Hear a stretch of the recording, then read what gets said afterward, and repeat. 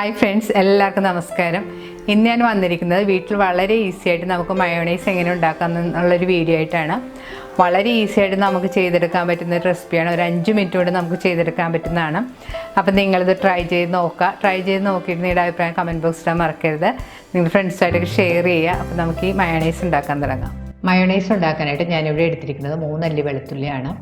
അതിൻ്റെ തൊലിയെല്ലാം ഞാൻ കളഞ്ഞെടുത്തിട്ടുണ്ട്. ഇത് നമുക്ക് ഒരു ചോപ്പിംഗ് ബോളിൽ വെച്ച് ചെറിയ കഷ്ണങ്ങളായിട്ട് മുറിച്ചെടുക്കാം.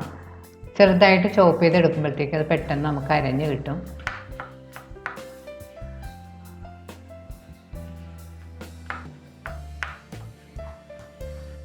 ഇനി ചോപ്പ് ചെയ്ത് വെച്ചിരിക്കുന്ന വെളുത്തുള്ളി നമുക്ക് മിക്സിയുടെ ഒരു ചെറിയ ജാറിലേക്ക് ഇട്ട് കൊടുക്കാം. ഇതിലേക്ക് ഒരു കോഴിമുട്ടയും കൂടി പൊട്ടിച്ചിട്ട് കൊടുക്കണം.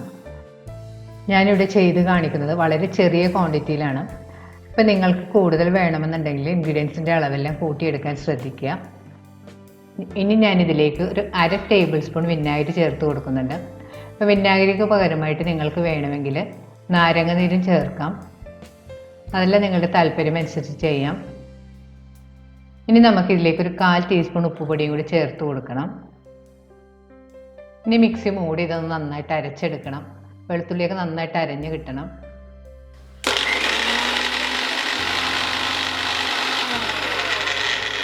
ഞാൻ ഉപയോഗിച്ച മിക്സിയുടെ ജാറ് വളരെ ചെറുതാണ്. അതുകൊണ്ട് ഇപ്പം നമ്മൾ ഓയിലൊക്കെ ഇട്ട് അടിക്കുമ്പോഴത്തേക്കും പുറത്തേക്ക് ചാടി പോകാനുള്ള ചാൻസ് ഉണ്ട്. അതുകൊണ്ട് ഞാൻ കുറച്ച് വലിയ ജാറിലേക്ക് മാറ്റിയാണ്. ഈ ജാറാകുമ്പോഴത്തേക്കും മൂടിയിലൂടെ നമുക്ക് ഓയിലൊക്കെ ഒഴിച്ചു കൊടുക്കാൻ പറ്റും. ഇതിൻ്റെ മൂടിയിലൊരു ചെറിയ ക്യാപ്പ് ഉണ്ട്. ഇനി ഇതൊന്ന് നന്നായിട്ട് അടിച്ചെടുക്കാം.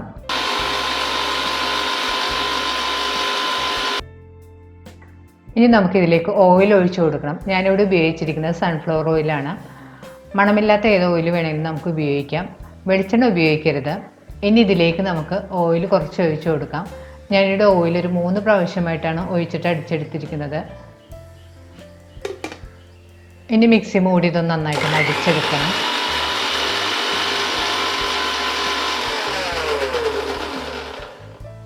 ഇനി മിക്സിയുടെ മൂടിയിലുള്ള ചെറിയ ക്യാപ്പ് ഒന്ന് പൊക്കിയതിന് ശേഷം അതിലേക്ക് കുറച്ച് എണ്ണയും കൂടി ഒഴിച്ചു കൊടുക്കാം.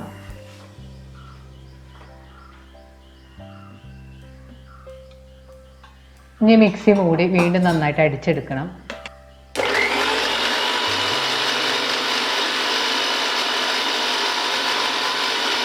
ഇനി മൂടി മാറ്റിയിട്ട് ബാക്കിയുള്ള എണ്ണയും കൂടി നമുക്ക് ഇതിലേക്ക് ഒഴിച്ചു കൊടുക്കാം. അതിന് ശേഷം ഒന്ന് വീണ്ടും നന്നായിട്ട് അടിച്ചെടുക്കണം.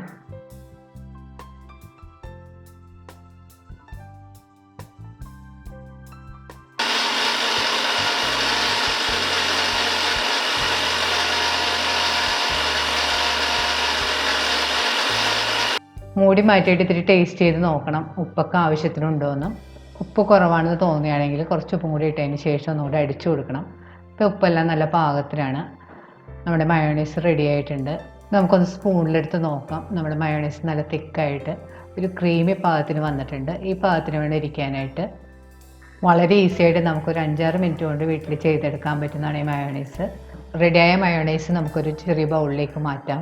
വീട്ടിൽ ഇതുപോലെ മയോണൈസ് ഉണ്ടാക്കുകയാണെങ്കിൽ നമുക്ക് shawarma, burger, sandwich, tandoori chicken, grilled chicken ഇവയുടെ കൂടെ എല്ലാം കൂട്ടി കഴിക്കാനൊക്കെ വളരെ നല്ലതാണ്.